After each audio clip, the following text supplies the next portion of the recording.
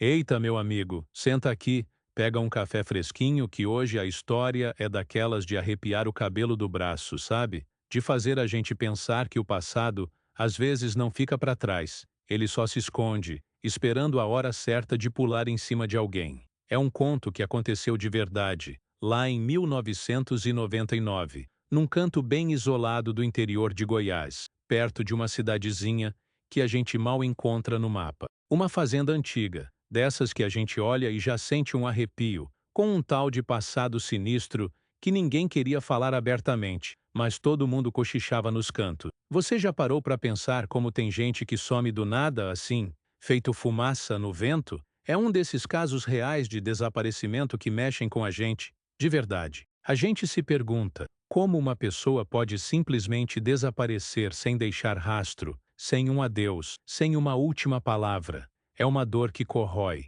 uma lacuna que nunca se preenche. E a verdade é que muitas vezes a resposta para esse sumiço sem explicação está mais perto do que a gente imagina, escondida nas frestas do dia a dia, nos olhares que a gente ignora, nas palavras não ditas. Esse caso, em particular, ele vai te mostrar que a intuição, aquela vozinha que a gente insiste em calar, muitas vezes é a nossa melhor bússola num mar de incertezas. E que, olha, as pessoas ao nosso redor, elas podem ser um livro aberto ou um segredo guardado a sete chaves. Esse aqui é um daqueles desaparecimentos misteriosos que, por anos, fez a poeira levantar na região, onde a única certeza era a incerteza. Fica ligado, porque o desfecho dessa história vai te fazer repensar um monte de coisa sobre confiar e sobre o que a gente realmente sabe sobre as pessoas. Pois bem, nesse ano que te falei, um sujeito chamado Dr. Ricardo, um homem da cidade grande, bem-sucedido,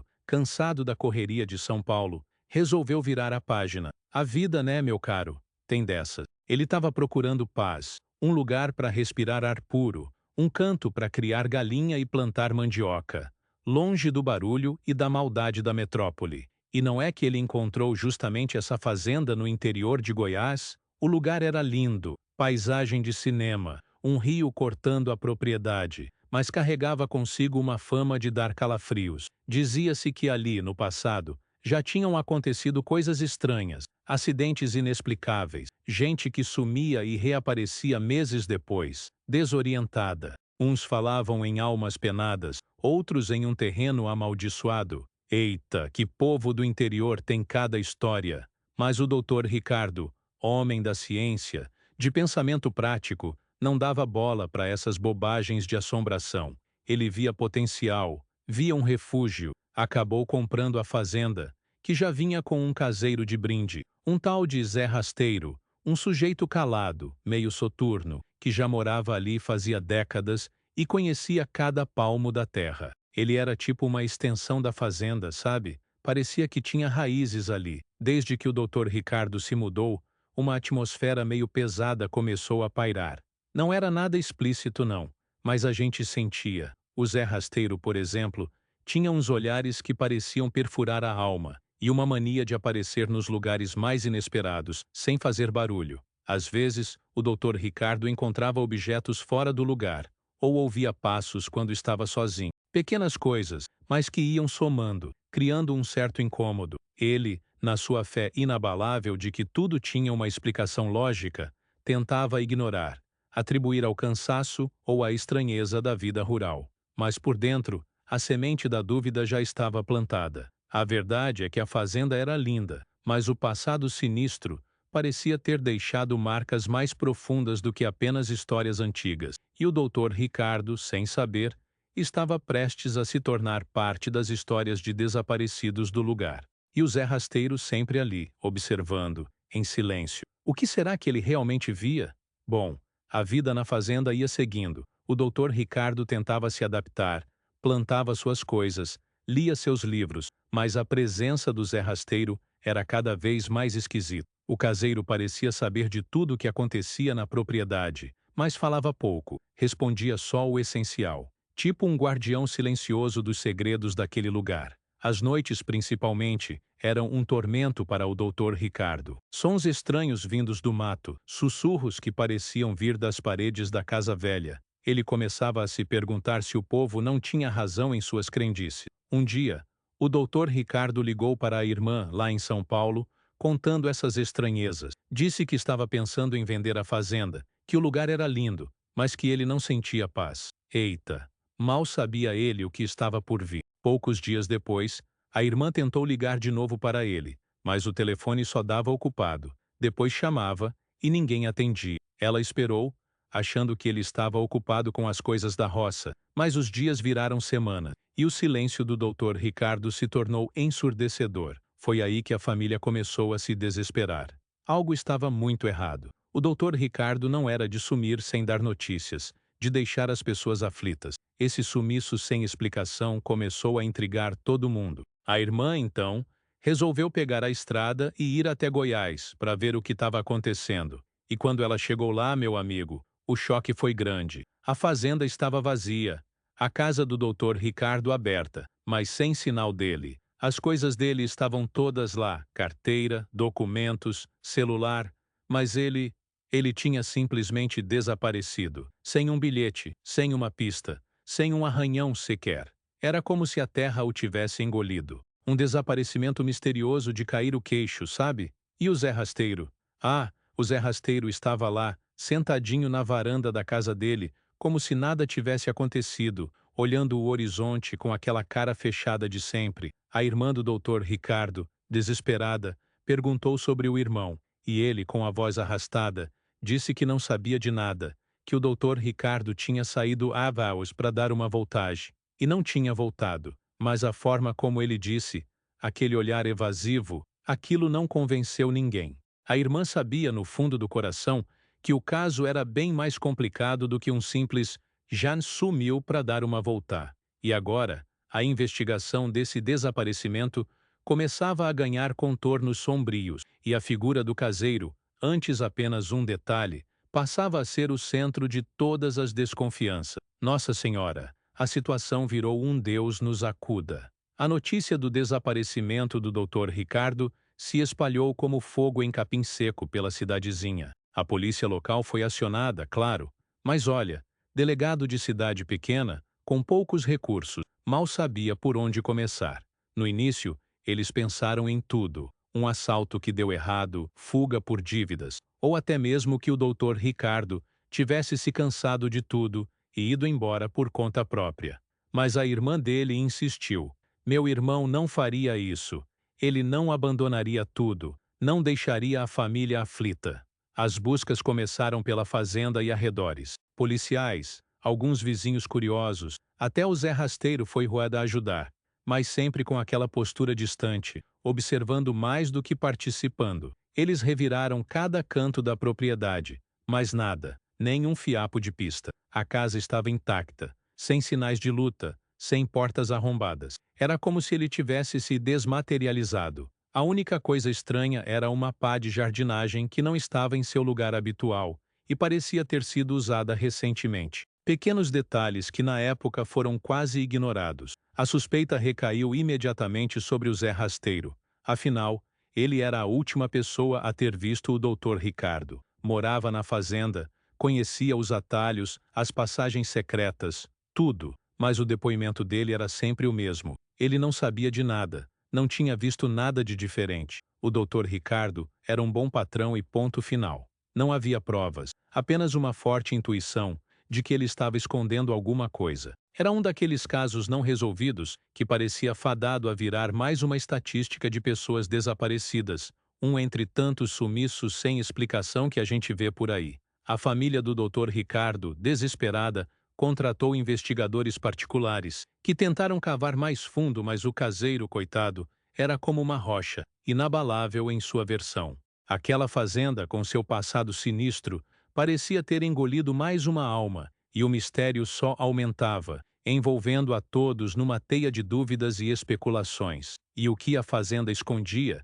Que o caseiro, talvez, estivesse protegendo com unhas e dentes. Com a investigação empacada e as pistas cada vez mais frias, a família do Dr. Ricardo não se conformava. A cada dia que passava, a esperança diminuía, mas a sede por respostas só crescia. Era angustiante viver sem saber o que tinha acontecido com um ente querido. A gente via nas notícias casos reais de desaparecimento que, anos depois, ainda não tinham sido resolvidos, e o medo de que o Dr. Ricardo virasse mais um desses só aumentava. A polícia, com o tempo, acabou diminuindo o ritmo das buscas. Afinal, sem novas evidências, o que fazer? Mas a irmã do Dr. Ricardo, a dona Cecília, uma mulher de garra, não desistiu. Ela se mudou para a fazenda, determinada a encontrar a verdade, a desvendar esse desaparecimento misterioso. Eita! Mulher corajosa! Ela começou a conversar com os vizinhos mais velhos, aqueles que conheciam as histórias do lugar há tempo, e foi aí que as coisas começaram a se encaixar. Os cochichos sobre o Hades passado sinistron da fazenda ganharam novos detalhes. Dizia-se que, anos antes, um antigo dono da propriedade, um sujeito com fama de agiota e de ter muito dinheiro guardado, também tinha sumido sem deixar vestígios. Ninguém nunca encontrou o corpo dele, e o dinheiro nunca foi achado. Aquela fazenda parecia ser um buraco negro para pessoas e fortunas. E o Zé Rasteiro? Ele já era caseiro naquela época também. Sempre o Zé Rasteiro. A dona Cecília, então, começou a observar o caseiro com outros olhos. Notou que ele tinha umas manias estranhas. Passava horas e horas num determinado canto da propriedade, perto de umas árvores bem antigas, mexendo na terra, como se estivesse cuidando de algo, mas sem plantar nada visível. Era um comportamento peculiar para um caseiro que normalmente cuidava das lavouras e do gado. A tecnologia da época, em 1999, era limitada, né? Não tinha GPS nos celulares, câmeras de segurança eram raras e a internet era discada e lenta.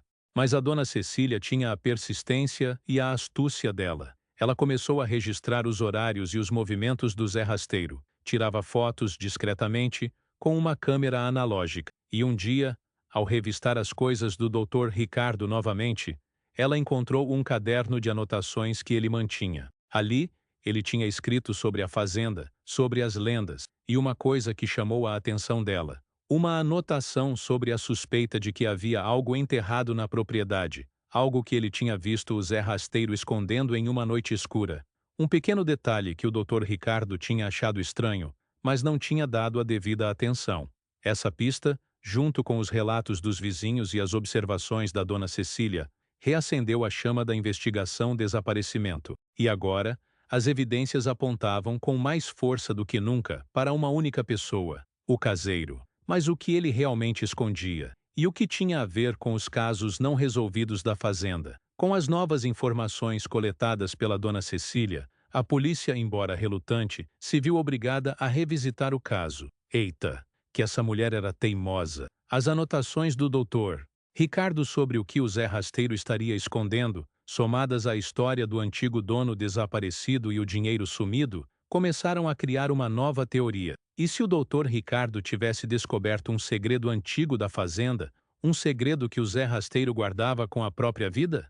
A área onde o caseiro passava tanto tempo foi inspecionada com mais afinco. Dessa vez, os policiais não foram só dar uma olhada. Eles foram com equipamentos, com a mentalidade de quem procura algo específico. E foi aí que, perto das árvores antigas que a dona Cecília tinha observado, a terra parecia estar diferente, mais fofa, mais mexida do que o normal. Após algumas horas de escavação, o que foi encontrado ali, meu amigo, gelou o sangue de todo mundo. Era um caixote de madeira, velho e quase desintegrado, cheio de dinheiro antigo, moedas de ouro e joias. O tesouro do antigo agiota, o dono que também tinha desaparecido anos atrás. Nossa Senhora, que reviravolta! E bem ao lado desse caixote, foi encontrado algo ainda mais macabro: os restos mortais de um homem. Era o esqueleto do agiota, comprovando o crime que o Zé Rasteiro tinha encoberto por décadas. Nesse momento, o cerco se fechou de vez.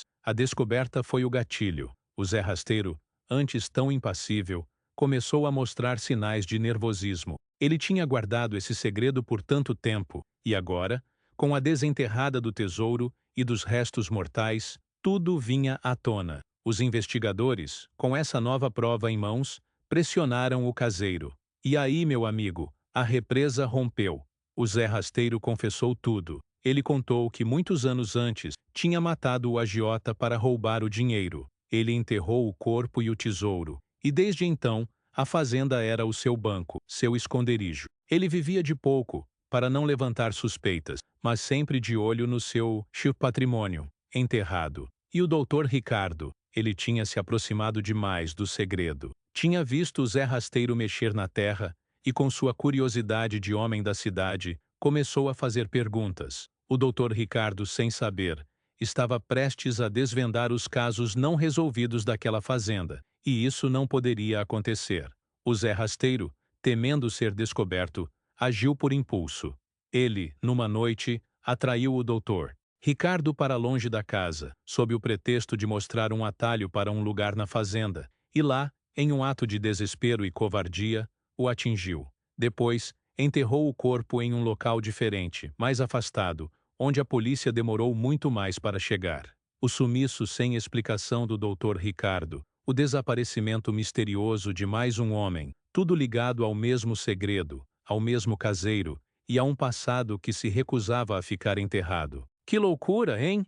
A investigação desaparecimento finalmente tinha uma resposta, mas a dor da descoberta do paradeiro do Dr. Ricardo foi imensa para a família. E assim, meu caro, esse que foi um dos mais chocantes casos reais de desaparecimento no interior de Goiás finalmente foi resolvido. O Zé Rasteiro foi preso, confessou os 2 assassinatos e foi condenado. O corpo do Dr. Ricardo foi encontrado, trazendo um fechamento, ainda que doloroso, para a família. Pessoas desaparecidas, muitas vezes, não somem por vontade própria, mas porque foram vítimas de circunstâncias terríveis e da maldade humana. O dinheiro do agiota foi recuperado e entregue aos herdeiros. A fazenda, que antes era só lenda, agora tinha sua história macabra comprovada. Ela foi vendida, e dizem que nunca mais ninguém se atreveu a morar lá com a mesma tranquilidade. Essa história do doutor Ricardo e do Zé Rasteiro nos ensina um bocado de coisa, não é? Primeiro, que a intuição, muitas vezes, é um presente. Aqueles pequenos arrepios, aqueles olhares estranhos, a gente não deve ignorar. Segundo, que o conhecimento e a persistência de pessoas comuns, como a dona Cecília, muitas vezes são mais poderosos que qualquer investigação policial sem rumo. Foi a teimosia e a atenção aos detalhes dela que desvendaram esse mistério. Terceiro, e talvez o mais importante, é que a gente precisa ter um cuidado danado com quem a gente confia, principalmente com as pessoas que estão perto da gente e que parecem as mais inofensivas. O mal, às vezes, se esconde nos lugares mais improváveis, debaixo de uma capa de silêncio e discrição. A tecnologia, por mais limitada que fosse em 1999, como as anotações e a câmera analógica que a dona Cecília usou, junto com a insistência da família, foi crucial. Hoje em dia, com celulares, câmeras de segurança por todo lado e até drones, um desaparecimento assim talvez seria resolvido muito mais rápido. É um alerta para a gente ficar atento, observar as pequenas coisas e nunca desistir de procurar a verdade, mesmo quando tudo parece sem esperança. As histórias de desaparecidos são mais do que casos, são vidas, e cada uma delas merece ter seu mistério desvendado. Não se esqueça de sempre questionar, de sempre procurar por sinais, porque o sumiço sem explicação de alguém pode ter um segredo bem guardado por trás. Então, meu caro, não caia na armadilha de achar que tudo é o que parece. Agora que você aprendeu isso, assista ao próximo vídeo, onde eu explico como a análise de dados e o mapeamento de padrões podem ajudar a resolver casos de desaparecimento que, por anos, permaneceram sem solução, usando exemplos de onde a tecnologia fez toda a diferença em investigações de crimes antigos. É de deixar a gente de queixo caído.